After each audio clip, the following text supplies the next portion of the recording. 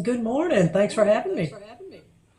You bet. So the big Grammy Awards coming up this Sunday, and of course you were a member of the board of the Grammy Museum and a Grammy Award winner yourself. And born and raised right here in the great state of Mississippi, as so many fine artists are, especially from the musical arts. So we're blessed and proud of you. What are you expecting this coming Sunday? I don't know. It's been such a strange year. Lots of new talent Touche. coming up. Yeah, absolutely. Yeah. I don't know.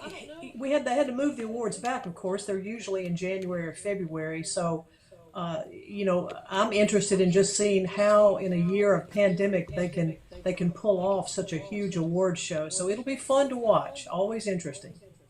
Yeah. So what do you do exactly as a member of the board of the Grammy Museum, which is, of course, located the one right here in Mississippi, in Cleveland, Mississippi, in the Great Mississippi Delta? What are your duties there, and what kind of things have we got to look forward to with respect to that facility? Well, let me say, of course, it's one of the finest facilities anywhere. And even though we are very, very fortunate to have it in the Delta, it is a state museum. It belongs to the people of Mississippi. And with our musical heritage, you made a point a minute ago about Grammy Awards. Mississippi has more Grammy winners per capita than any state in the United States. And that's huge and monumental. So a lot of what I do as a board member, we oversee the various aspects of running the museum. They have an incredible staff. I know you had the director on, I believe, the other day, and We particularly did. in this pandemic year, they did such a good job. We had to close down for a few months just while this thing was in the worst of it, but we're starting to open back up now. I serve on the programming committee, so we've been working hard to rearrange our schedule for 2021. We're going to have some great programs that we want people when and I think everybody's so ready to get back out. We want them to come on up to the museum. There's plenty of space to walk through, so no worries about that. So just, go online to GrammyMuseumMS.org, and they'll have a listing of the programs as we begin to put them online. And then live programming is going to come back a little bit later this spring. Yeah, I think everybody's looking forward to that and looking for some normal, shall we say, pre-pandemic type group entertainment where you can get out and about and interact with people and enjoy so many of the great assets, certainly right here in the state of Mississippi, and the Grammy Museum is among them. And as you said, it is kind of a belonging of the entire state, which is really cool. Who do you kind of have your eye on, Tricia, with your eye for talent and being a musical artist and a talented one yourself? Is there anybody in particular that you think's kind of up and coming, sort of a budding musical artist that comes to mind? Well, gosh, again, I'm gonna narrow that down to Mississippi because we have such talented people.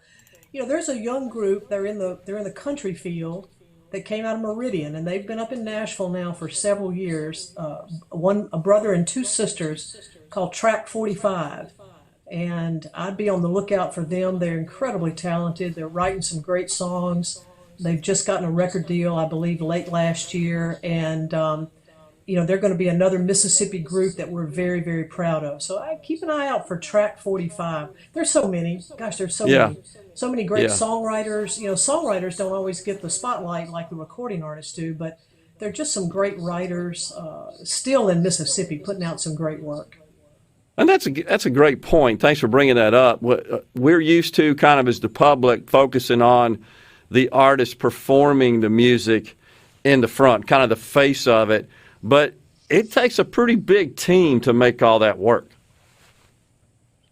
It absolutely does. And when I came back to Mississippi from Nashville, I've spent the last good many years teaching here at Delta State and teaching songwriting. And the first sermon I give is always that everything begins with a song. Unless you've got a great song, no other part of the music industry happens. There's no concerts, there's no videos, there's no records.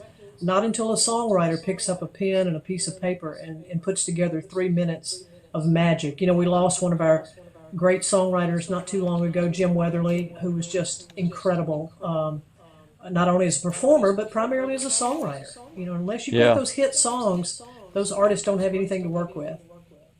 And beyond, and right, it starts with that, but then you've got the arrangers, obviously, and the producers and recording specialists that put all that together and make it work and sort of make the magic.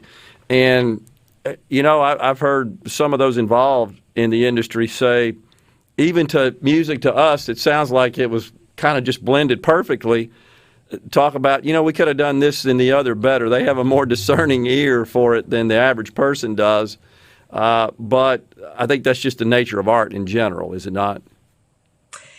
It is, and you make a good point.